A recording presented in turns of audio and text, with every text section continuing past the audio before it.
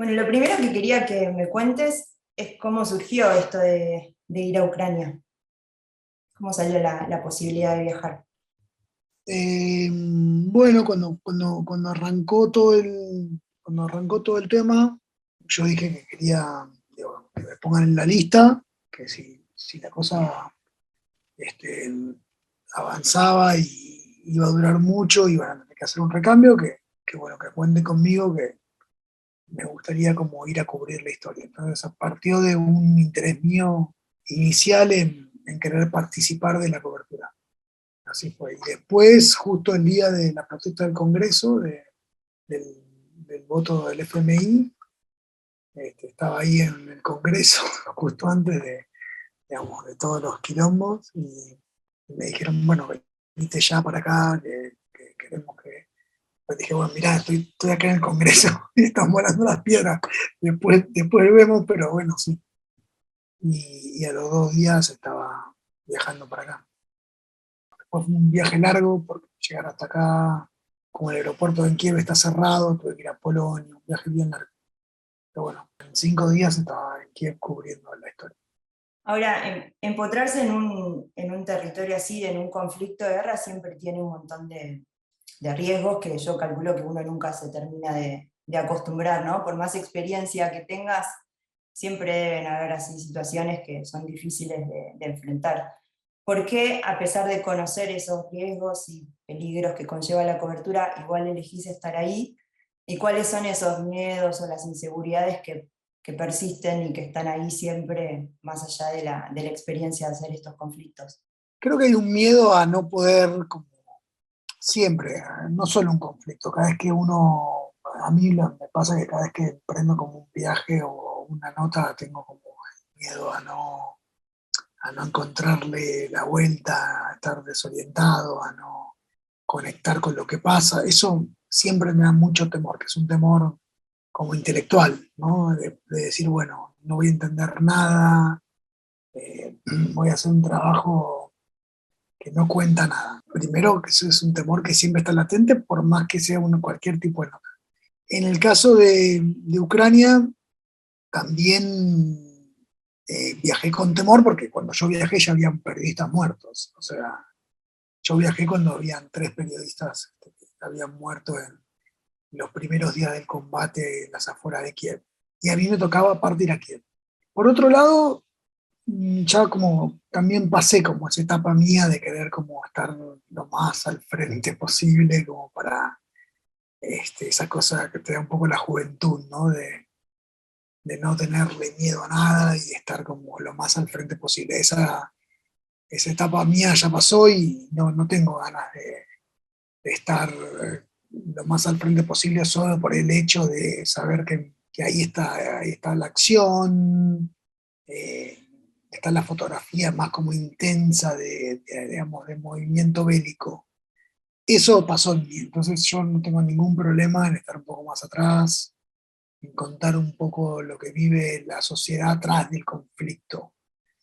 Entonces eso también me tranquiliza un poco, porque me da la posibilidad de elegir y de poder también, en el momento de tomar una decisión, dar un pasito para atrás y decir, bueno, acá hay un conflicto bélico, pero no tengo por qué estar en el medio de las bombas. Por otro lado, cuando yo llegué, me ayudó el hecho que el gobierno ucraniano, después de la muerte de los periodistas, haya como restringido mucho el acceso al frente de batalla, ¿no? Entonces, me ayudó mucho a que los periodistas corramos menos riesgos, porque claro, es más difícil contar la acción bélica porque no la ves, escuchar los bombazos, escuchar la vibración, pero no lo ves. Y eso fue desde que yo llegué, entonces básicamente me pasó de ver un poco como, entonces lo que me tocó a mí de alguna manera fue contar esos bombazos que pasaban de noche generalmente en Kiev, y llegar al otro día a ver qué es lo que pasaba digamos, con el resultado de esa bomba. Pero no me tocó nunca ir a un frente porque los frentes estaban cerrados para la prensa. Que también eso es lo que desencadenó a que cuando los rusos se fueron, tuvimos como o sea, de repente fuimos a un lugar donde donde se libró la batalla, digamos. Y entonces vimos como lo que pasó, lo que quedó de ese conflicto. Pero el conflicto en sí, después de la muerte de los periodistas, lo vimos muy poco, hubo muy poco acceso. Sí, es verdad, de hecho no sé, yo no me acuerdo es como una guerra que tiene un montón de imágenes, ¿viste? En redes circula como nunca, yo creo que es la más documentada en imágenes del último tiempo y sin embargo no se ve, o por lo menos yo no recuerdo haber visto esto que decís vos, las imágenes del momento del enfrentamiento, de cuándo se dispara, sino más bien las consecuencias y lo que eso deja. Claro, porque en definitiva es curioso. Si bien, como decís vos, es cierto, es el conflicto más cubierto, o sea, en un momento acá había 4.000 periodistas acreditados, 4.000, pero con muchos controles del lado ucraniano. Y del lado ruso no vimos nada, vimos muy poco también de cómo se veía, o sea, no hubo empotramientos en el ejército ruso para contar lo que pasaba de este lado del conflicto. Entonces, al final es paradójico, ¿no? Tuvimos un montón de imágenes, son un montón de periodistas, pero la información siempre muy controlada. Entonces, esto de que somos cada vez más periodistas, esto que cada vez hay más acceso al Internet, esto que cada vez hay más plataformas para difundir los medios, no hace a que haya que es muy difícil lograr una gran diversidad de miradas, porque al final hay mucho control de un lado y del otro. Y eso creo que es lo que nos pasó, lo que pasa en este conflicto. Eh, y eso tiene que ver con la guerra mediática, ¿no? Que es casi que tan importante como la guerra bélica, ¿no? La real. Bueno, otra cosa que pasó con esto de cómo se relata el conflicto bélico tiene que ver con las imágenes del principio, que había mucha imagen falsa. Había mucha imagen que se mostraba como que era del conflicto de Ucrania y Rusia y en realidad era de otras situaciones, de otros lugares. Y también pasaba lo contrario, ¿no? Habían imágenes que realmente eran de ahí y se ponía en duda la veracidad de eso. ¿Qué pensás vos con respecto a la fotografía y el relato de estos conflictos? Sí, yo creo que eso es inevitable. Yo creo que eso hoy es inevitable porque la capacidad de manipular las imágenes y la cantidad de plataformas que tenés son miles. Entonces, eso va a seguir pasando. Eso va a seguir pasando. A mí lo que más me preocupa también es que los que no manipulamos en desde la modificación de la imagen o de la veracidad, que efectivamente estamos en los lugares, pero también podemos contar solo determinadas cosas, porque muchas otras estamos restringidas. Y eso es preocupante porque eso lo que crea es como un relato muy único de lo que pasa.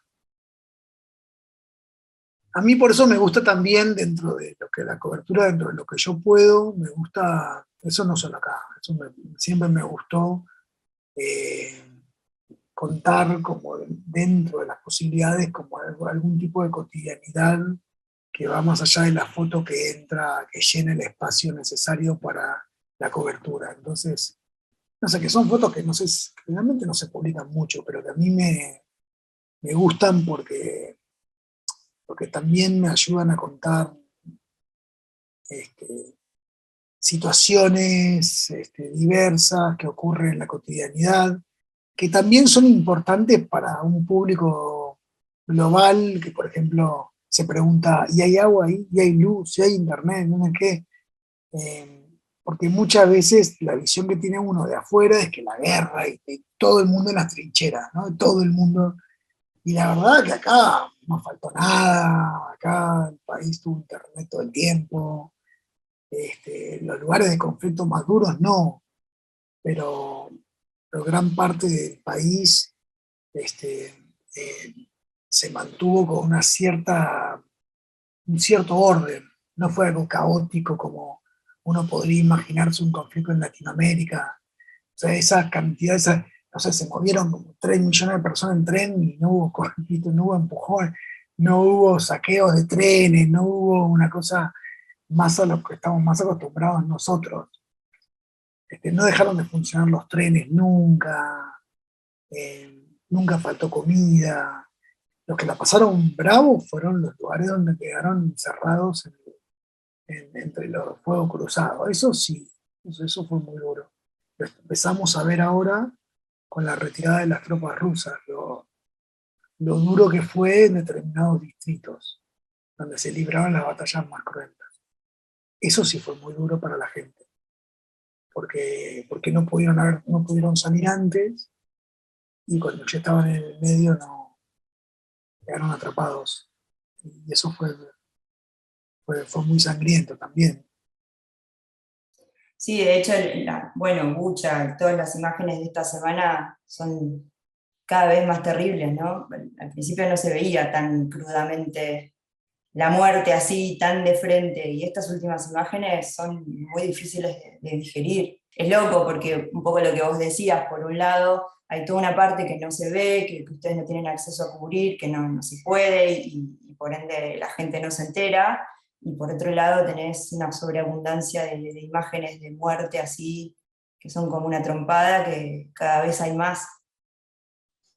Y es curioso también, porque en ese momento, como para mostrar lo que pasó, el gobierno ucraniano directamente hasta abrió todos esos cerrojos que habían durante el conflicto, se fueron los rusos, y al contrario, cuanto más se puedan mostrar las matanzas, los muertos, lo que pasó, este, más apoya al gobierno, digamos, ucraniano digamos, en el relato de la masacre de la población civil.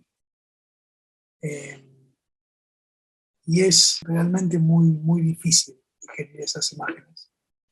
Mucha gente, muchos abuelos, hay algunos niños, gente calcinada, gente decapitada. Eh, es feo, la verdad que fue muy feo estos días, fue muy feo ver soldados rusos calcinados en los tanques, también muertos, decapitados, muchos soldados rusos también. Vimos estos días en varias ciudades. Tampoco sabemos las bajas, los números también, esa es otra cosa. O sea, los números de la baja de un lado del otro, tampoco las tenemos muy claras. Pero bueno, nosotros como fotógrafos, las cifras y todo, nosotros tenemos que poner, bueno, como sabes vos, ¿no? Hay que poner el cuerpo, hay que estar ahí, mirarlo, leerlo, sentirlo, caminarlo. Entonces intentamos contar parte de lo que toca por acá. También pasan cosas que a nosotros los latinos nos llaman mucho la atención y que nos cuesta entender mucho de la dinámica en Ucrania y lo que está pasando, porque no vemos mucha gente llorando a los muertos, no vemos como no sé, es algo tan raro esto. O sea, está en la bolsa con los muertos ahí, nadie se acerca, no sabemos si los familiares están, si no están. Eh, para mí es importante venir a salir de Latinoamérica, porque sí, entiendo que hay tantas culturas diferentes, y aparte no logro entender por qué nadie reclama esos muertos. Hay algo que no me cierra todavía todo lo que está pasando acá, y es como tratar de día a día agregar un poquito más. Y el problema del idioma, ¿no? O sea, uno acá no puede hablar, uno depende mucho de un traductor, de alguien que... Entonces, interpretar lo que ha pasado aquí es muy difícil. Es muy difícil. Para nosotros como fotógrafos, para no quedarnos como en lo más superficial, nos cuesta mucho. Pero bueno, y aparte es desgastante, ¿no? Porque tener que preguntar en un idioma distinto, escuchar, tratar de entender lo que responden los demás. Si ya a nosotros nos cuesta entender lo que pasa en Argentina, muchas veces lo que pasa acá es como, bueno, pero Pero me sirve también para poder después volver a Argentina o a Latinoamérica y entendernos más a nosotros, como comparación de lo que pasa en otros lugares. Sí, me está haciendo muy difícil este lugar para trabajar, muy difícil. No, me siento cómodo, pero al mismo tiempo se me hace muy complicado. Creo que trabajo mucho mejor en Latinoamérica que acá. No entiendo nada a veces, o sea, me cuesta mucho.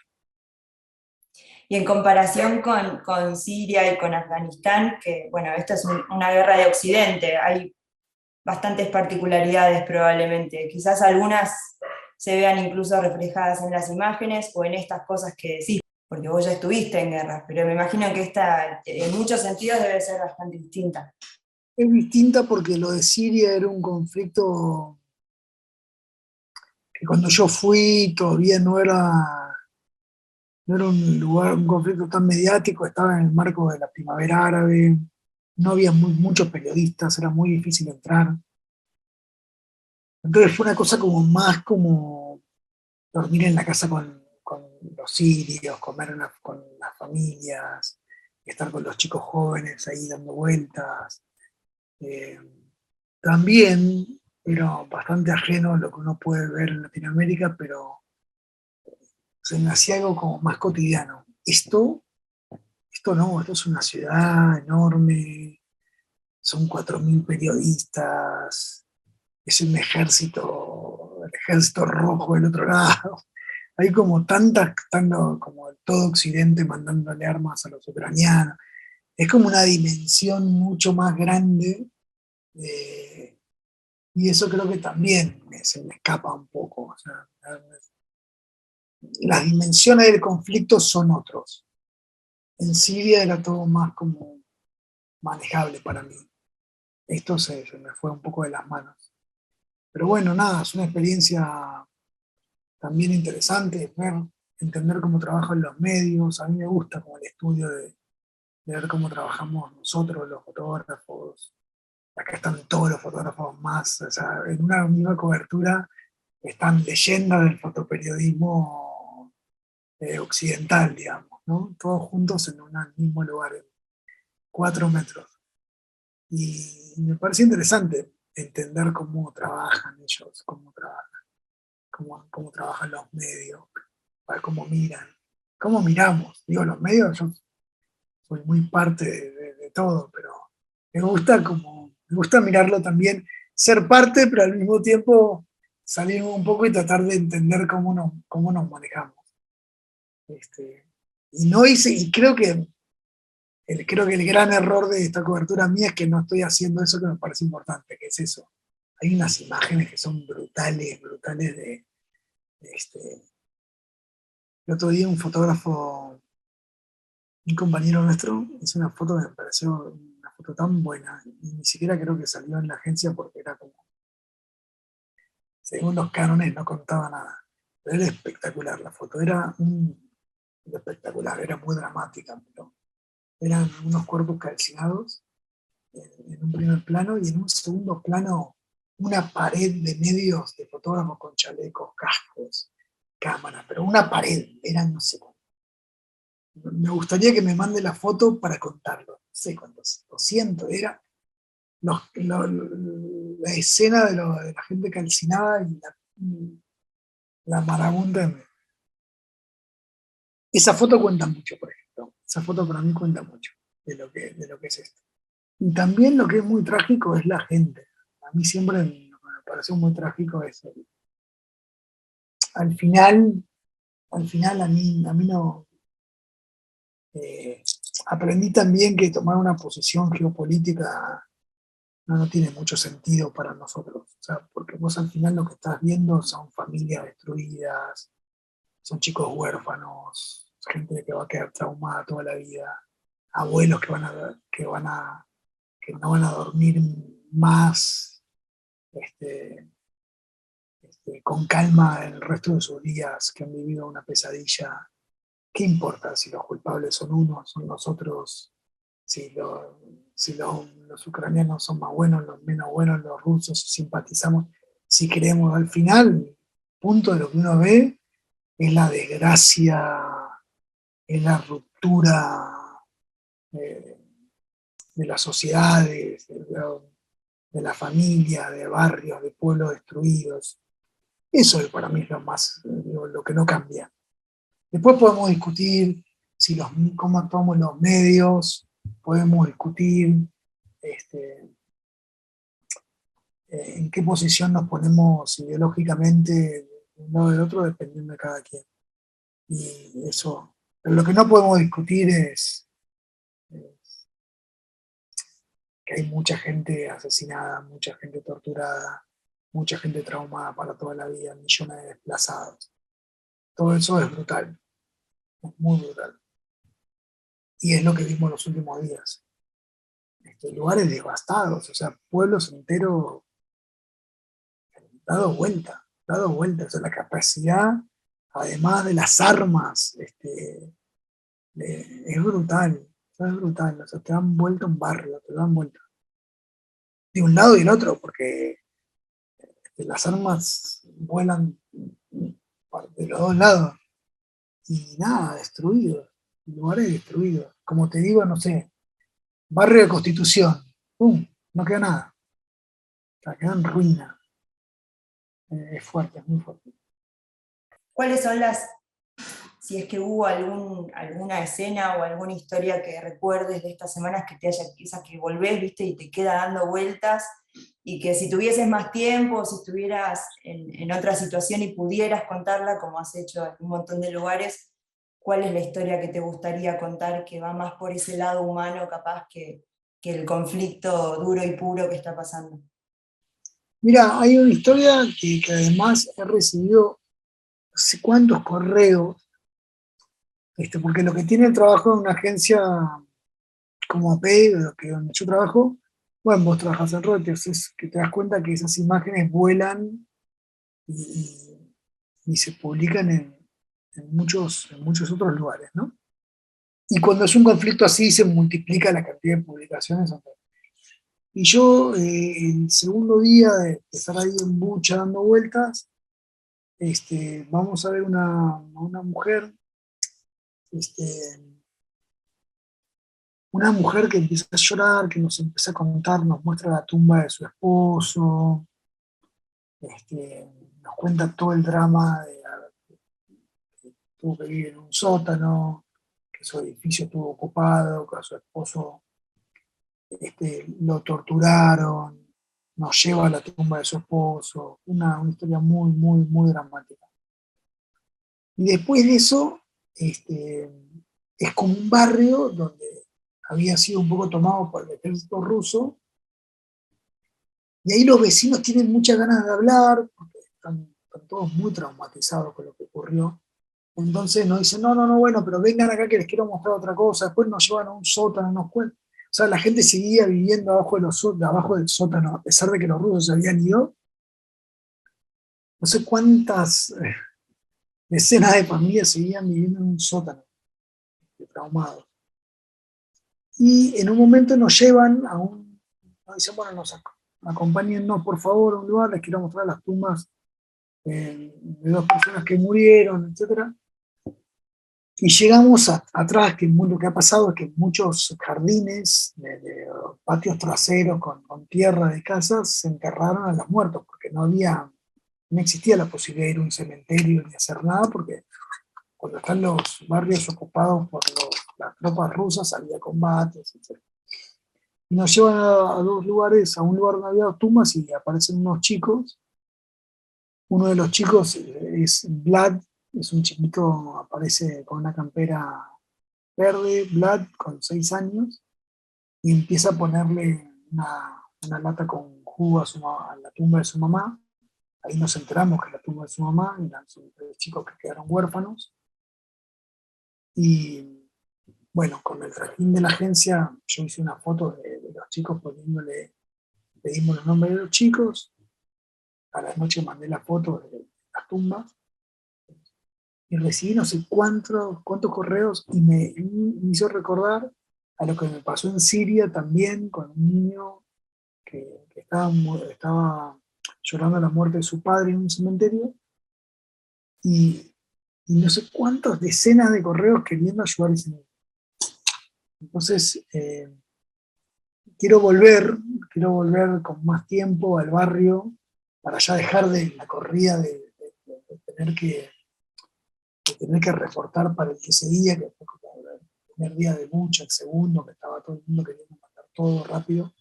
Entonces me gustaría volver primero para ver cómo hacer para que esa ayuda que le quieren mandar un montón de gente de Francia, de Canadá, de no sé dónde, de todos lados, a ver cómo podían ayudar a esa familia, a esos 3 chicos.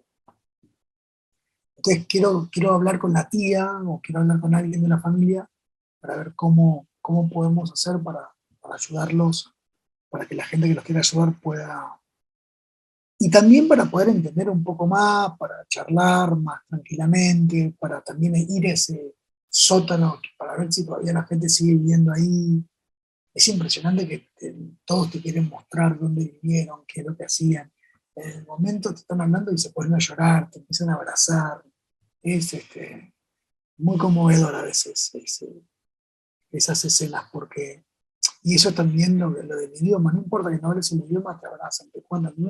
Y vos empezás a mirar a la gente que dice, mira, no te entiendo mucho, pero.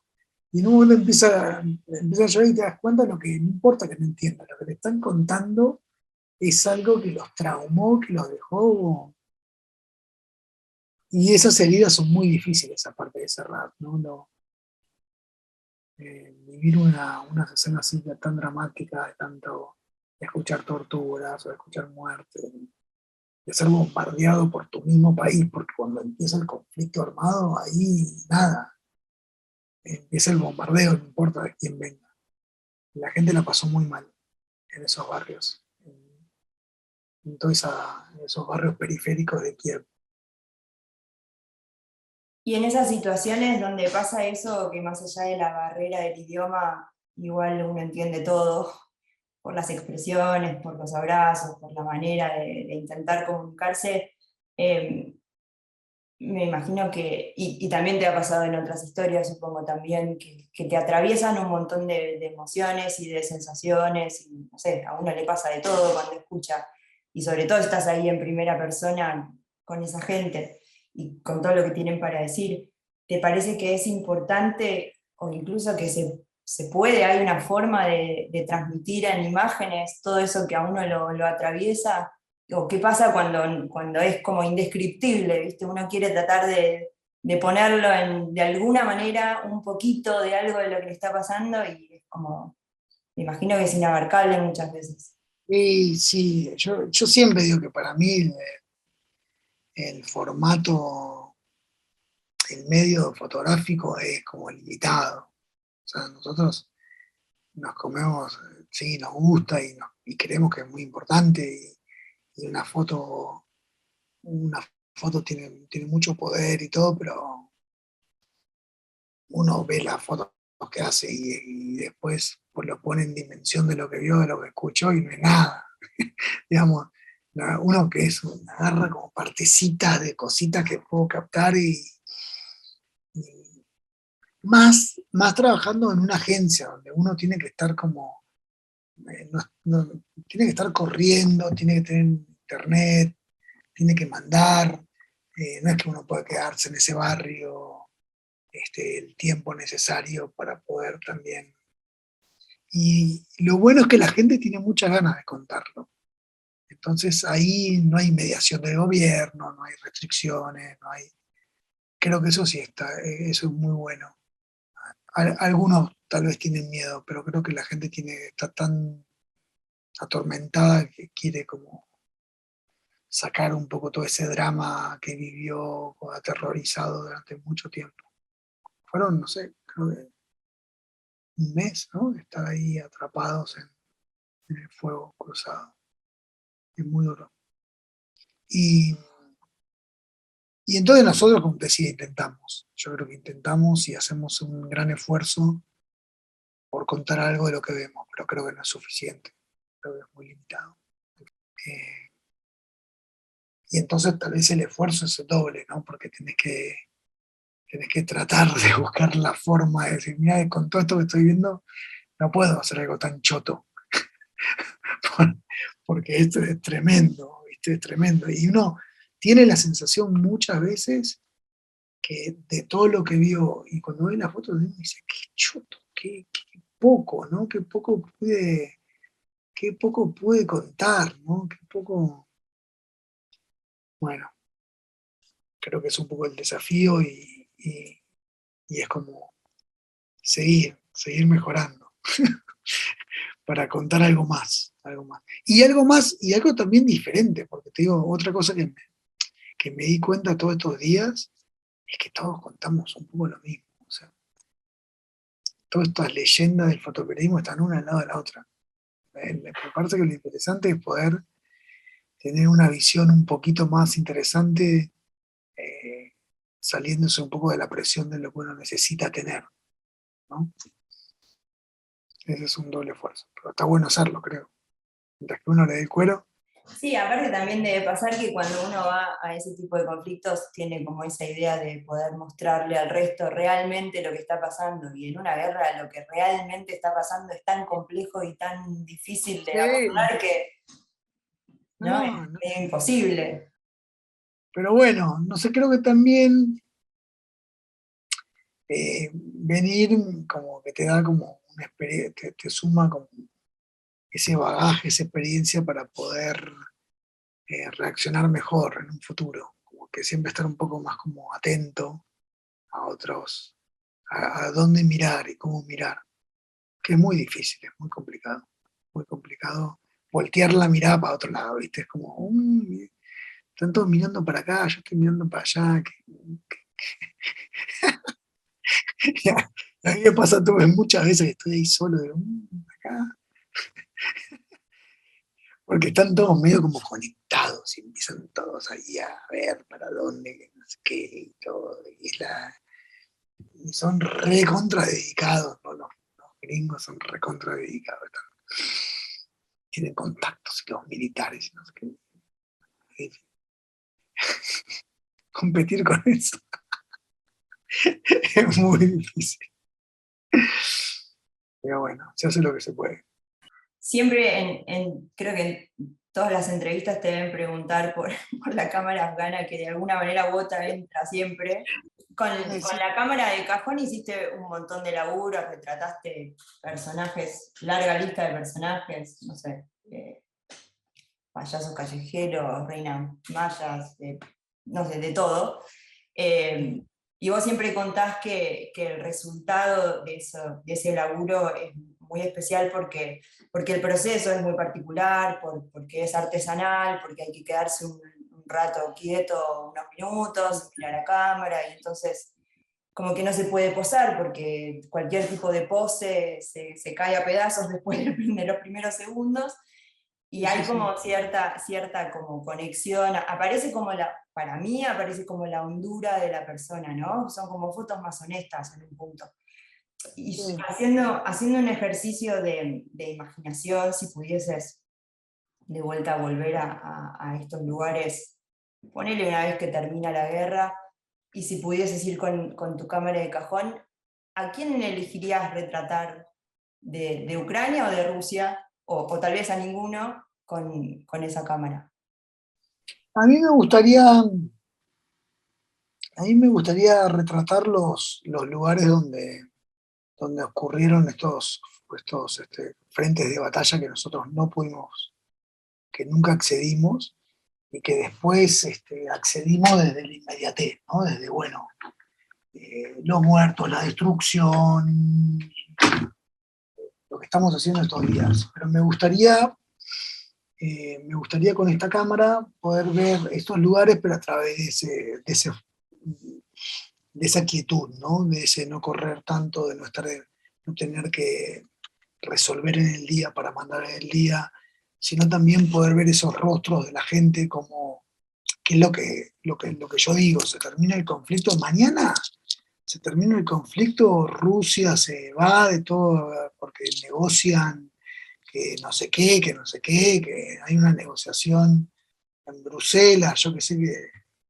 no sé dónde, siempre son como en Bruselas, no sé si me ocurre, una negociación por ahí y nos vamos todos y todo el mundo se va de acá. Entonces, poder volver a cubrir qué es lo que dejó todo, con un formato, hacer unos retratos de las víctimas, unos retratos de los familiares de las víctimas, retratos de la gente que estuvo en el fuego cruzado, que la mitad de la familia fue desplazada, la otra mitad está traumatizada, que tienen que volver a reconstruir su vida, su economía, sus casas. Me parece que para eso me gustaría hacer el trabajo más pausado y no ahora. Creo que todavía hacerlo con la cámara sin la presión de tener que resolver el día a día, que eso te mata, porque no te deja, estás como todo el tiempo resolviendo la logística, cómo llegás, cómo pasás los controles, si tenés la acreditación. Es todo, estás todo el día pensando en cómo resolver el día a día. Me gustaría tomarme el tiempo para estar ahí y hacer un recorrido por un montón de pueblos, porque yo te estoy hablando, Bucha quedó como el lugar como más emblemático, ¿no? Pero después está lleno de aldeas, de pueblos, eh, de lugares más chicos, de ciudades más grandes. Tenés conflictos en gran parte del país, tenés un conflicto más en el norte, tenés otro más por la parte de Crimea, y me gustaría hacerlo con la cámara. Y la cámara lo que me permitió también últimamente es, eh, con la cámara nueva que tengo, bueno, la cámara, no sé si es nueva, pero este, poderme echar los retratos con los paisajes también, que es lo que hice en Venezuela, que me gustó porque pude hacer como una mezcla de esos rostros que cuentan lo que pasa en esos paisajes, ¿no? También una cosa más, con las limitaciones de la cámara, ¿no? Es una cámara muy limitada, pero que me permite también ampliar un poco la visión, más pausada, este, más meditada, pero que también incluye el ambiente donde se vive todo eso. Y acá, bueno, acá es tremendo las imágenes de destrucción en algunos, no sé, los tanques tirados, así, con los edificios rotos, los autos medio dado vuelta, medio machacados. Algunos paisajes son muy apocalípticos. Pero la cámara lo que tiene, vos decís la honestidad, lo que tiene la cámara que no puede darle mucha vuelta, ¿viste? Es muy directo todo, es así, que no puede, te aga- que te agachás, te metes un poco como, ¿viste? A armar un poco la jugada para que sea atractiva. Eso es lo que hacemos un poco todo el tiempo. Con esto no hay mucho juego, no te puedes agachar de nada, ¿viste? Está ahí, hacelo y hacelo así, que sea una toma directa y listo. No sé, me puedo imaginar la mirada pausada de la gente que estuvo viviendo en un sótano escuchando bombazos todo el día. Esas miradas están muy perturbadas. La gente está muy, muy tocada por todo lo que pasó acá. Y por todo lo que sigue pasando en otros lugares acá, porque se terminó el conflicto, pero sigue pasando en otras partes del país. O sea, no es que el conflicto se terminó. Cuando pensamos en las fotos, en las buenas fotos, son por lo general, bueno, por un lado las que conmueven y emocionan y todo eso que nos generan, que hacen que no nos olvidemos, pero para mí sobre todo son las fotos que te sacuden los lugares comunes, ¿no? Que abren preguntas, que te rompen con los prejuicios, que te dejan pensando, que te dejan así como medio tecleando. ¿Hay alguna situación que hayas vivido y después hay alguna foto que lo haya podido reflejar? Mira, creo que las fotos, esas en este caso, me parece que son las que no hice. Después sí hice algunas fotos del,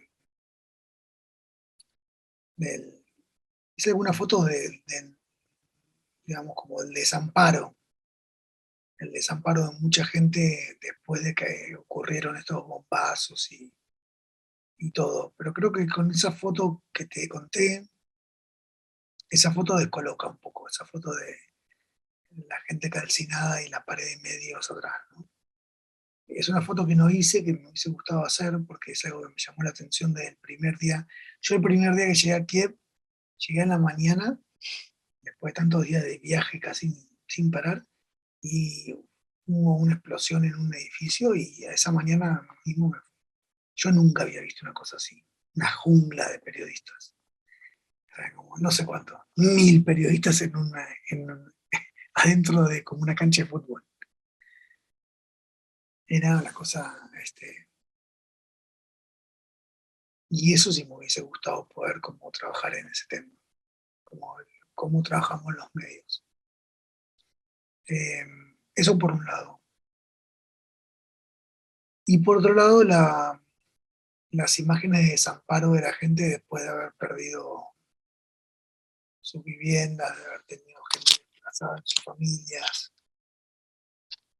Pero lo que no existe en mis fotos es esa foto de desgarradora de la guerra.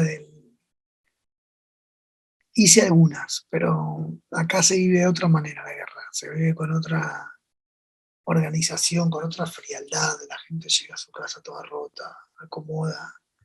No hay una cosa así latina de eso que tenemos nosotros. No hay colas por comer, eso, no, acá no existió eso. Fue una especie de cobertura un poco más fría, ¿no? Más de llegar, que estaba todo roto y la gente acomodando, y un poco esa cosa del desamparo, digamos, de la destrucción organizada, ¿no? Eso es lo que me di cuenta, es lo que me pasó acá. Pero sí, me hubiese gustado hacer fotos que no hice. Me hubiese gustado contarlo de otra manera. Pero bueno, nada, es lo que toca. Es lo que toca. A veces uno puede estar un poco más conforme. Yo estoy como conforme de que de que vine acá a hacer un trabajo de una cobertura que no venía hace mucho tiempo, a lugares así más de conflicto directo. Y creo que bueno, eso para mí está bien. Yo hace 10 años que no salía a cubrir un conflicto así. Cubrí cosas mucho en Latinoamérica, como temas políticos, económicos, pero hace mucho tiempo. Y para mí como volver a hacer eso me parece que me acomodó un poco en este nuevo mundo que ya lo estaba casi desconociendo, al, al gran mundo del conflicto. Pero bueno, quiero volver, como te digo, me gustaría terminar este viaje con darle un seguimiento a las familias, estas familias que fueron muy golpeadas, a ver qué pasa cuando los medios se van, cuando pasa todo esto, qué pasa con esa familia, cómo sigue, ya pasó los primeros días, cómo, cómo se reconstruye todo esto. Y, y ahí te cuento.